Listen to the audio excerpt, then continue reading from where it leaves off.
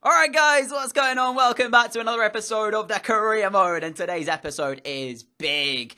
Literally, anything can happen. We're going to be playing the final games of the first season, so by the end of today's episode, we will be into Season 2 of this series. But, as you can see about there in the league table, we have 27 games played. 47 points is currently what we sit on.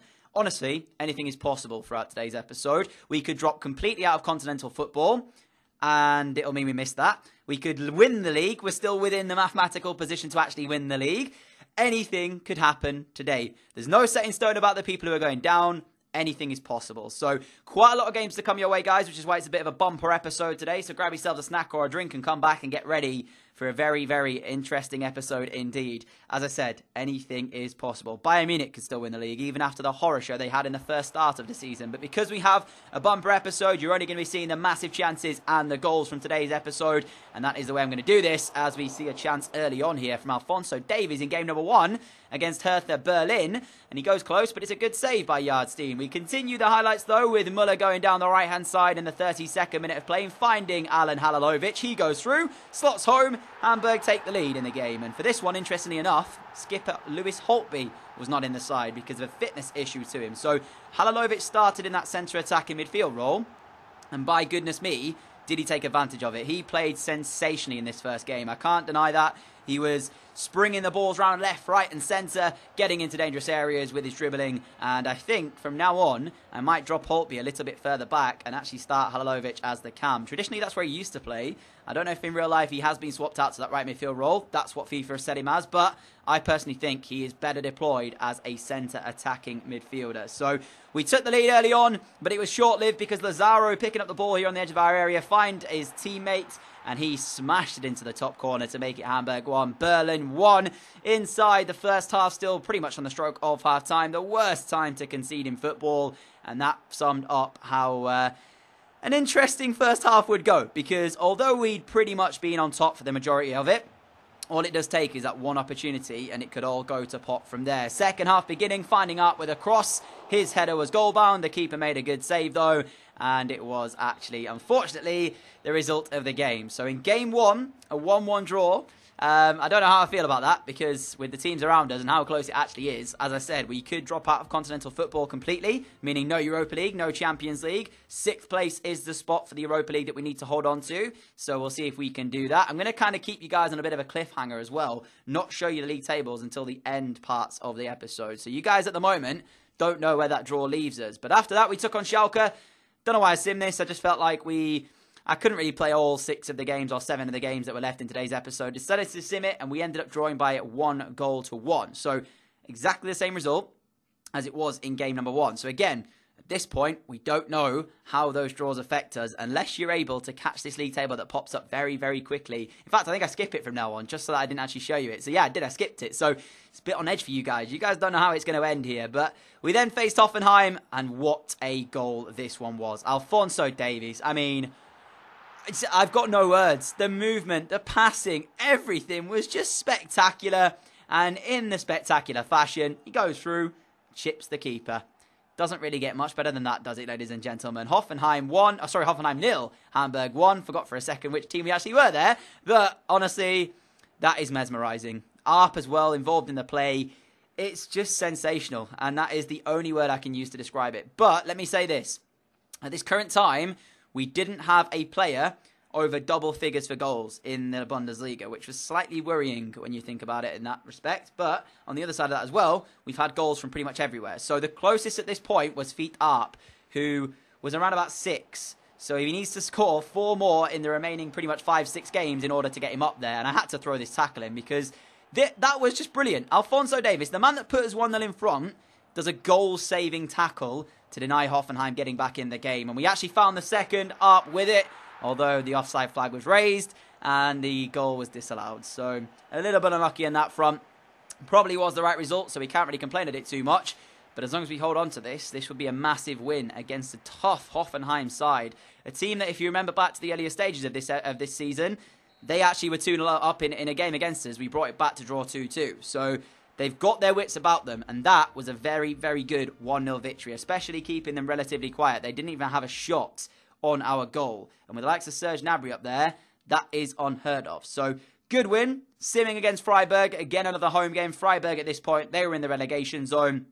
These are the types of games that I feel like we could be winning if I sim them. Arp scored early on to give us a 12-minute lead. Time was ticking away. I thought, by God, are we going to win this? And then Stenzel scored to make it 1-1. So another draw, meaning that so far we've had an abundance of draws and only the one victory. But then a really tough game. It's these games here that will make us either continental footballists or knock us completely out. Wolfsburg, they're a good side. We can't deny that. They've got some good players. If we can come here and actually get the result away from home, as you saw the league table very briefly pop up on your screen there, if you were quick enough to pause it, you could see how it was doing. A little bit of a cheeky one. Of course, if you don't want to see it, don't pause it. Make sure you guys are just entertained by what's going on here, as a penalty is given in slightly controversial fashion in the first half here. There is never going to be without controversy in this, is it? As Kappa actually stops Kostic shooting, but I don't know how much he actually got on Kostic there, because it wasn't really like he'd done a massive amount to really prevent him. But then, the penalty from Arp. At 18 years of age, the confidence this little man has is brilliant. He steps up, puts it in the corner, keeper stays where he is. Hamburg 1, Wolfsburg 0. And I've got to say this, whatever happens in this first season, whatever, position we finish in, this side can only grow. Because if you look at the players we've got, we have probably one of the youngest sides in the Bundesliga. Alphonso Davies, 17 years old. Arp, 18 years old, as Halilovic should score to make it 2-0 and puts the open goal pretty much wide. As Alphonso Davies' great work actually on the left-hand side creates the chance initially in order to get us in there. So whatever happens in this first season, I think it's been a success. We have a young side that can only get better from here on out, as Alphonso Davies does find the second of the game. Him and Arp were running rings around Wolfsburg, and that's not something I expected to say. The two youngest players on the pitch were tearing apart this Wolfsburg side. So it can only get better from here. As I said, Torreira's 22, Van Drongel at the back, also very young as well. So if we've got such a good squad for the future here as well, and we can only add to that with the budget from next season, which you are going to see how much we do have to work with next year. That's also the massive point in this one. We don't want to drop too far down the league, because if we do, the money we get for next season could be quite bad. So I wanted to kind of keep it as high as we possibly could, as we're just continuing to pile the pressure on Wolfsburg here. This ball over, completely unmarked. Muller, where is the fullback? I'll tell you where he went. Wolfsburg sent the men up the field. They gave the ball away. We did a quick free kick. Led us to finding the third of the game. So, I mean, there's positives to take away from this, right? But I don't want to get ahead of ourselves. Wolfsburg here, yes, we were brilliant. At the same time, they were horrific. And I said to you guys before kickoff, if we come here and win the game, that's a statement. It is a statement. But as I said, Wolfsburg weren't great. And I want to kind of keep looking at that. You can say we were good and we were brilliant, but there were times in the game where they just weren't good enough. Like this, for example. That should not be happening. That was a hopeful pass through from our end, which Arnold should quite comfortably deal with. He doesn't. Holtby goes in. We have a fourth. That's the type of thing I was talking about when I say that Wolfsburg weren't brilliant. So you could say, and you can take away the fact that, yes, we scored 4. I'm over the moon with scoring 4 goals, especially given the circumstances away at home against Wolfsburg, but they didn't help their case. So there is that to think about as well. So a 4-0 win here. It's a statement to the league. It's a win that we can only take positives from and then think about how we're going to move forward. The table itself looks very interesting after this game, let me say that for sure. At this point, the league was pretty much out of the question. We weren't going to win the league, but we can still get Champions League football. It's probably between us and Bayern Munich to decide who gets that 4th place spot without saying too much else about what's going on in and around that. You've still got Leipzig, who can leapfrog us as well. You've still got the potential for us to move up to 3rd, and 2nd potentially is still there, but 3rd would be the highest position I think we can fight for in the last couple of games of the season here. So all to still play for with a matter of games remaining. It's a very close Bundesliga season here. And this is with a side that I wouldn't really think should be playing Champions League football. That's my worry from here on forward. If we do get Champions League, are we going to be able to cope with it? It's a lot more games to the season added on. There's quality in there. You go into a group stage where they've had to qualify. There's no easy teams. Is our team going to be strong enough to be able to play against some of the best that the world has to give us? Time will tell. We might not even get Champions League football. We might be in the Europa League, where it's slightly easier, but still the same situation. And we've still got a young side, as I said, so it's going to be very difficult whatever happens if we do get Champions League or Europa League football. But inside 4 minutes of this game against Frankfurt, things didn't really start off very well at all. Papadopoulos red carded for a challenge. Now, I have my reserves with this because I don't believe that this is a red card. I'll show you it from a different angle in a moment and you'll understand why I'm saying that. Initially, I thought he's not really the last man. Again, you know, this is a situation where I feel like the referee's been very harsh. Take a look at it from this angle. You see what I'm talking about, right? Yes, originally he's the last man, but when you actually look at this angle, there's still 2 Hamburg defenders over his shoulder, which are going to be covering. So I don't think that you can say, really, he is completely the last man. So there you go. You can see the 2 defenders at the top end of your screen over to the left. And the tackle itself, he actually does get some of the ball. He does go through the man in order to get that, so it's still a foul.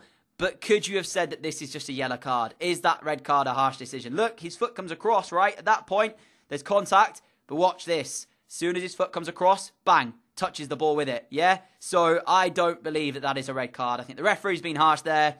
And for 85 minutes, we're now going to have to play the game out with 10 men. So, not an ideal scenario. However, we showed great spirit because not too long after going down to 10 men, we'd scored. Arp had put the ball in the back of the net. This one stood. There was no offside flag raised. The shot initially from Davis saved. Sakai has much more passion to win the ball there. Headers it back into the danger zone and Arp just touches it past the oncoming goalkeeper and makes the score 1-0 Hamburg. So although we are now 85 minutes in a game where we were with 10 men, we'd actually taken the lead. And I can't really see too much else than us at this point sitting back and playing part the bus football, which I don't really like, but at the end of the day, we had to do it. We were down to 10 men. Having said that though, we had the better of the chances from the first half. Again, another massive opportunity. Brian going through this time and forcing the goalkeeper into a save. As we came out for the second half and things continue. Kostic's poor delivery, but actually made something of it by Arp. That was actually a shot. I'm not going to deny that. I'm not even going to try and play it off and say that I tried to cross that ball because I didn't. That was a genuine shot attempt from Arp, which just went completely wrong. And somehow the ball then was turned into his own net by the defender and it classed as an own goal. You could say he's got to touch that because at the end of the day, Davis is lurking. And if he lets that ball run, could Davis have put the ball in the back of the net? So there's all things to think about here with this one. But at the same time, the captain, Masiello, puts the ball in his own net. It goes down as an own goal. And out of nowhere, Hamburg, who were reduced to 10 men from the start, are now leading by 2-0. Frankfurt realise that at this point they have to throw caution to the wind. Haller's delivery in. Brilliantly defended by Ekdal, who had a really tough afternoon against Christian Benteke. And the ball was then put in as it fell in the box after Holtby tried to take a touch, which you just don't do inside your box. And Mascarell put the ball into the net to make it 2-1. Very unlucky. Mathinha nearly got close to this. Felt he could have maybe saved it, but you can see from the angle it came at him with pace. And actually an interesting fact from this game, we were without Papadopoulos from the first 5 minutes, and Van Drongel also picked up an injury in this game in 15 minutes or so. So from about the 20 sort of minute mark, we actually had a backup centre-back on, and Ekdal playing centre-back. Yeah, so I didn't even have a first-choice centre-back on the field of play, yet we were able to defend and hold on to a very spirited 2-1 win. If we look back on this season and we do qualify for the Champions League, this will be the game where we think to ourselves, this did it for us. That isn't an easy thing to do, especially even against the likes of Frankfurt, who maybe aren't a top, leading side in the division. It's not easy. That is a difficult game to come and play in. So that was the 33rd game of this Bundesliga first season here. We now move into the last game of the season. Title hopes, Mönchengladbach taking us on. At this point, they'd lost it. They were 4 points behind Dortmund. You can see it there. We had 2 points ahead of Bayern Munich. So at the Volkspark Stadion, we have the opportunity. We will either, at the end of this game, be playing Champions League football. We'll have to play in a qualification round for that, though, as we couldn't actually get into third place. Or Europa League football. Mönchengladbach, not easy. And, of course, Bayern Munich, if they win, depending on the result elsewhere. The first chance presented itself, and it was a horror show from Mönchengladbach. I can only describe it like that. Defensively, they were all over the place. The ball bouncing around in their box, then wasn't cleared well. Davies tried to put in the cross. It touched the defender's arm. I have got handballs turned on, as you guys know, for this series. The referee points to the spot. You could argue it was a very lucky penalty, but 18-year-old feet up, stepped up, and put it in the bottom corner, sending the goalkeeper the wrong way. So pressure now a little bit relieved in this scenario. Because remember, a draw here would not be enough against Mönchengladbach because Bayern had the better goal difference. So if they were to win their game, which I think they were taking on Stuttgart at home, so that's every possibility that they would win their game, a draw would not be enough. So we needed to win this one against Mönchengladbach to be sure that we were going to be able to get Champions League football. So Arp stepping up and taking the penalty and scoring it definitely helped our case. Continued the pressure though. Got to say this. He was brilliant throughout. Feet Arp at 18 years of age, like he did against Wolfsburg. Him and Davies ran rings around Mönchengladbach. He gets his second, and this is the pick of the episode today. I mentioned that before this, we didn't have a player in double figures for the Bundesliga campaign, and Arp was the closest. Well, he got into double figures. That's it, guys. His 10th league goal of the Bundesliga campaign. Feet Arp has done it. He remains now the only player from our team of Hamburg to reach double figures for the Bundesliga, which is no easy feat, let me tell you that for sure. And the pressure continued. Davies having the game of his life, like Arp was. Again, this is ridiculous. I've got to say, Vestergaard, shocking. There's no reason why you should bring down Alphonso Davies there. He's going nowhere. He's running down the right-hand side. He gets to the byline. There's not really a cross in the middle. He's going nowhere. Stay on your feet. Don't go to ground. Don't give the referee something to think about. He does just that. Davies goes down. He points to the spot for the second time in the game. This time it's Arp again. Does he go the same way? Does he go the opposite way? You guessed it. He goes the opposite way. Sends the keeper the wrong way. And another tremendous penalty from this young man. He just looks so cool and composed in front of goal when it comes to the sport that you just don't expect him to miss anymore.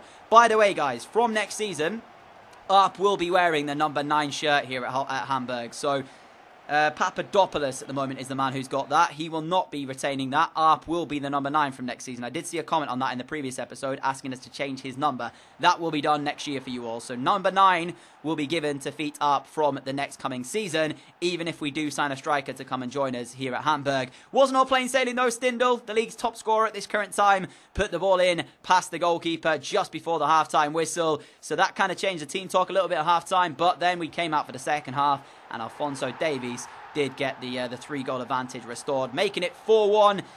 And pretty much summing up a very, very good result here for us. So the result over at the Allianz between Bayern Munich and Stuttgart was irrelevant. Our victory here means that we do hold on to that 4th place spot.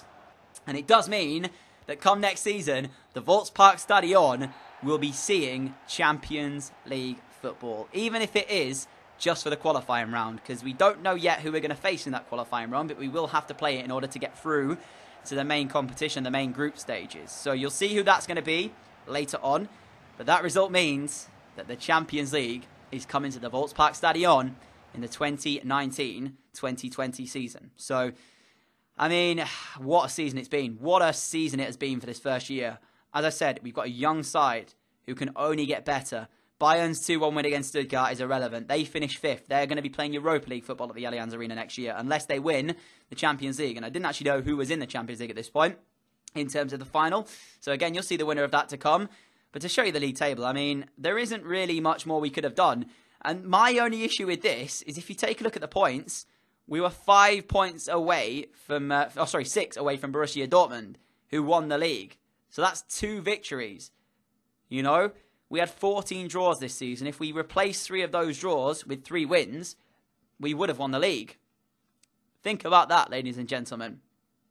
So although it's been a crazy first season to actually get Champions League football to the Volksparkstadion, and I'm a little bit worried about where we go from here now on, because it's not going to be easy when we face teams in and around the globe who are going to have quality and are going to have players pretty much who are worth 60, 70 million pounds, and our team isn't even coming close to that.